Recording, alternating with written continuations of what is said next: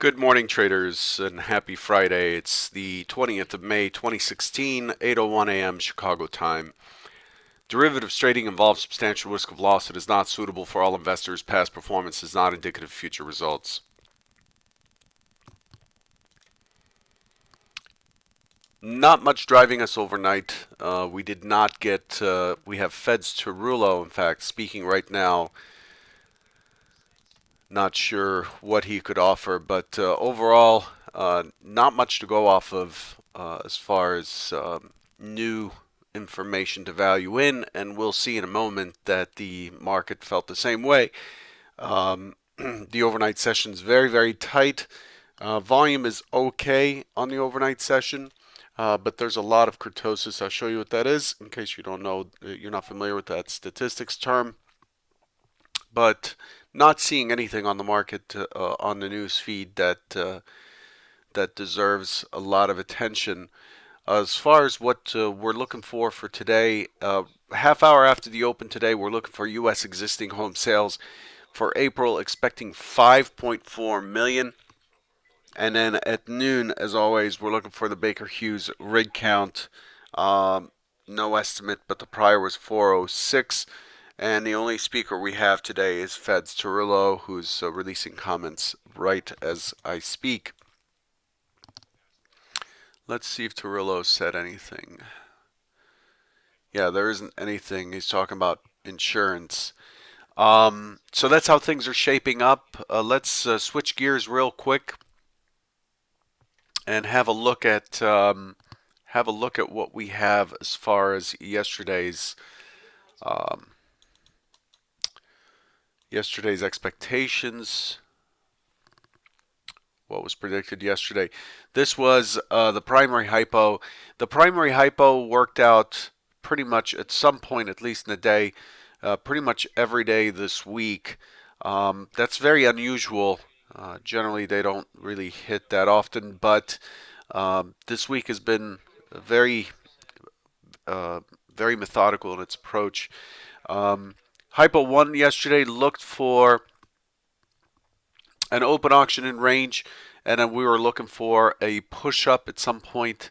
Um, a push up being the main play, looking for 51 as the key target above. And I spoke in yesterday's Trader Bite about the fact that I'm looking for any pushes into the higher levels, 61 quarter, especially 65 and a quarter. I'm looking to be a seller on a first try, back up there. We are still trading in the fat part of the profile, and that's the reason for this expected responsive buying. 49 being 2049 being the point of control of the prior day. So that was the primary hypo. The secondary hypo yesterday was very muted. Hypo number 2 was looking for an open auction and sideways in range. Still looking for that lower low on Wednesday's low after the this impulsive move down on the FOMC. We had a pullback, but we have not had a continuation or a completion move on that. So I was looking for a way for a test lower. But overall on Hypo 2, this is Hypo 2 here. Overall on Hypo 2, we're looking for um, a test lower and then essentially a rest day sideways. And then I warned yesterday about 2026, as I did, I think, pretty much every day this week. 2026 ends the April monthly one-time framing up, which is the buy-side time framing, would be broken on 2026. And here's what we did yesterday was a what I would call a landmark day. What we did is we had an open auction on the open and started drifting up. You can see that better on the trigger chart, short-term chart here. So we had an open auction with a wide open swing. We saw some intermediate time frame players early on, but then very quickly short time frame traders took over.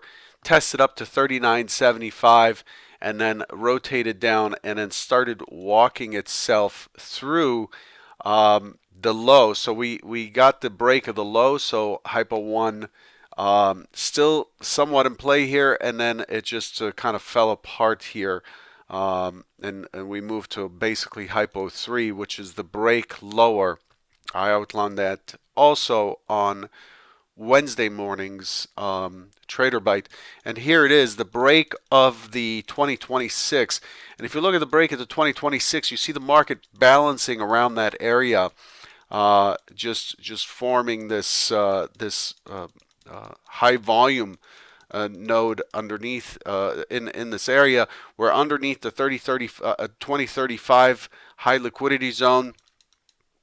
So the expectation is a first test of that from below is likely to give us at least one rotation, a one rotation trade. A single rotation is about 3 to 3.25 points. But you can see here it basically broke that 2026 and is balancing. We ultimately ended up pushing through that head and shoulders formation that I talked about yesterday.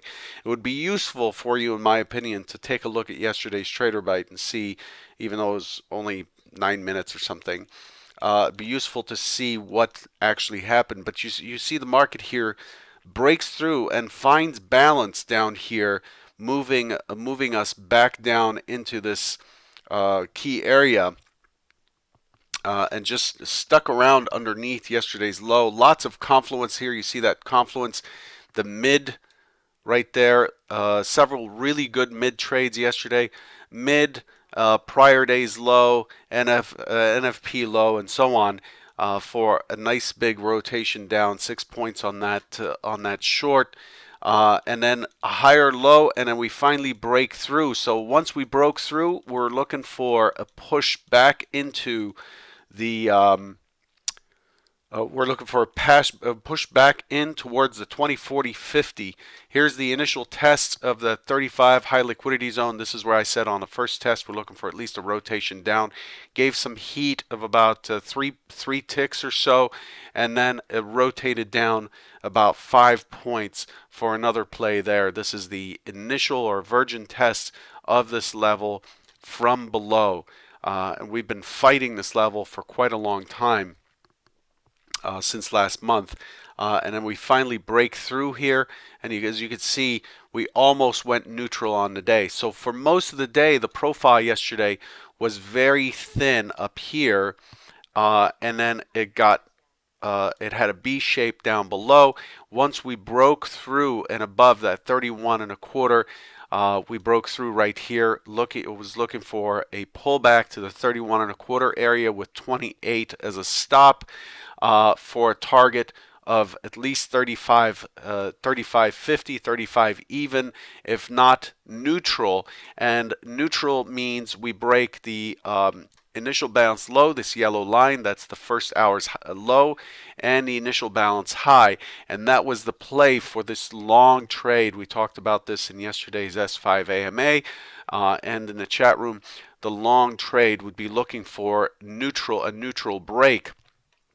Unfortunately, despite the multiple tests at 38.50 with a weak local high there, and just a very nice consolidation, the market simply ran out of time.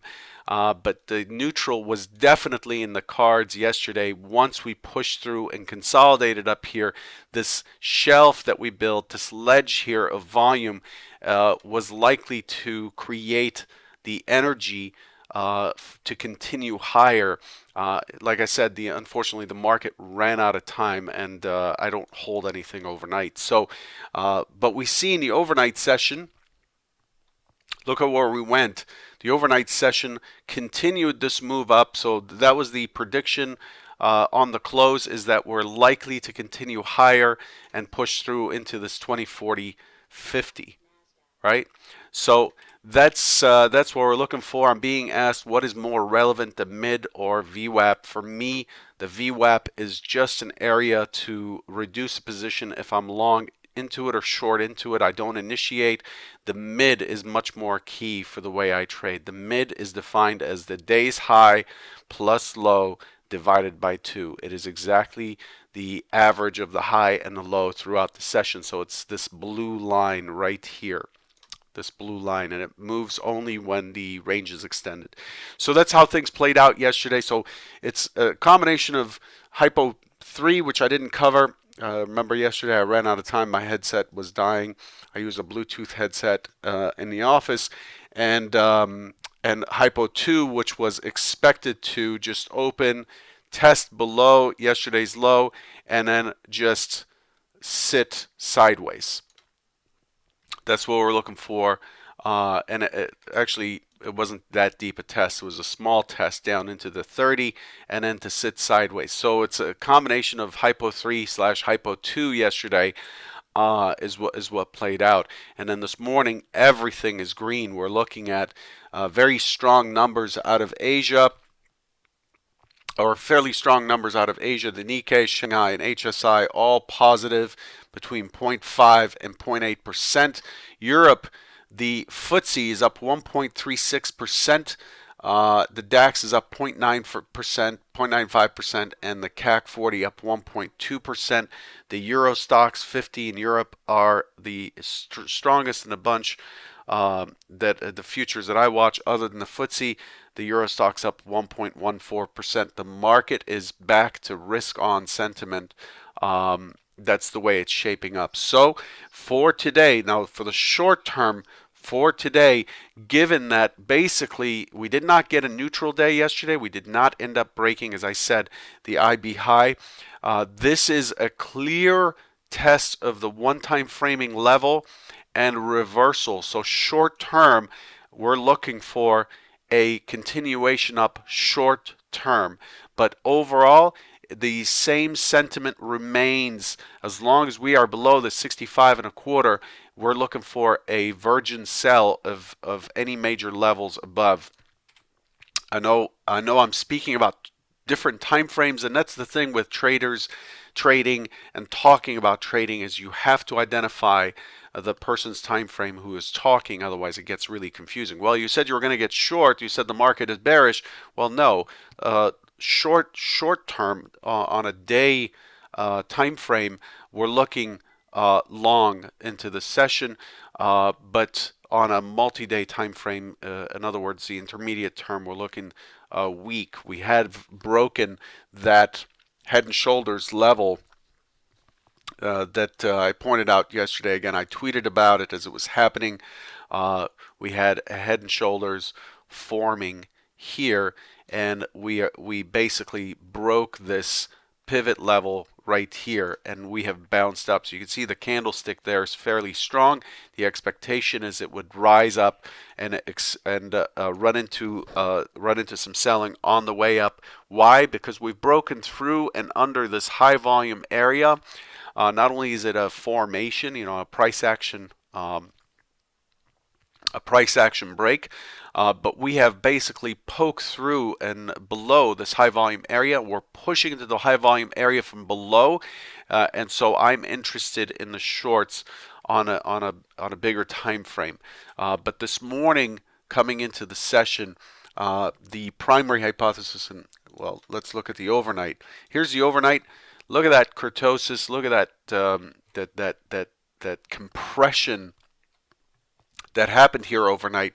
Just super bulky. You don't see that often. So we have this tight range with some decent volume. The volume is about average for the overnight session. There's a lot that traded hands here, but nowhere to go. The point of control for this is at 45, right where we're trading now. There's a lot of fuel here, and that's what we have to pay attention to. There's a decent amount of fuel that's trapped in here. So the first move out of away from the open this morning is going to be fairly important. Okay. So for the primary hypothesis, we're opening in balance. We're opening out of range. And so the expectation, as always, when that happens is an open auction out of range, potentially an attempt higher. If we see an attempt higher early and sellers found, then we're likely to push through down into that 2035, which happens to be the value area high. Looking for a bounce at 2035. If it cannot get a good bounce at 2035, then your target becomes 2027. And again, we're playing with that monthly one time frame level. That's hypo 1 right there. That would be hypo 1. It won't stick. Okay. That would be hypo 1. But so we're looking for a responsive, an open auction and responsive. If we do get responsive immediately on the open and find a bounce and then or leave a gap and are unable to attain yesterday's lows, then the target becomes 61 and a quarter. That gives us the range for the day. And then it continues the move from yesterday. But overall, we've moved the point of control down, just as I talked about yesterday. We continue to move the point of control down. And today the expectation is overall we expect this point of control to be moved up. We expect value to be found higher, and hypo 2 has some pretty good support underneath it. So if it does find a bid and moves out, in other words, if it tests down either to the range or into the range and moves out and is unable to get into the range, I'm looking long into the end of the session. The other thing you have to keep in mind, non-market related, but it is going to be a gorgeous day here in Chicago. It is a Friday. There was a lot of range covered this week. You're likely to see, there's nothing driving us on Monday.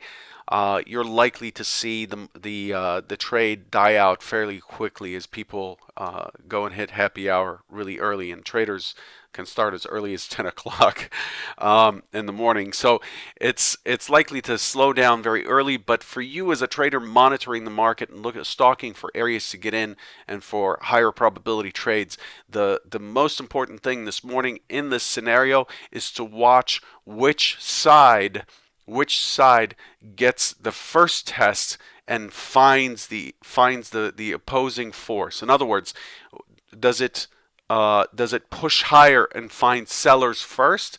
If it does, then you're looking at hypo 1 for a squeeze down into and towards yesterday's value and point of control. If we have an open auction and we test down early and we find those buyers very quick, then we're likely to be playing hypo 2 and pushing towards 61 and a quarter, with 51 being the point of control in this area.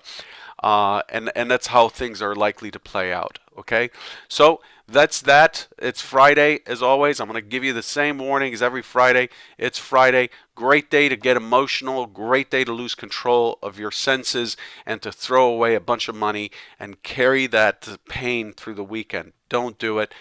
Just stay calm. Take your time. There are plenty of opportunities to make and lose money in the market all day, every day. So just pick your spots. Your goal is to look for what the market is likely to do, put a bet on it with a defined risk, and let the market do its thing. And if it works, great. If it doesn't, it's the same outcome. You need to start looking for the next trade and the next trade. Forget about making the money back. It doesn't matter. It really isn't the way to trade. You're looking for the probability, and you're playing the very next probability and the very next probability and the very next probability. Good luck, and I'll catch you on Monday. Take care.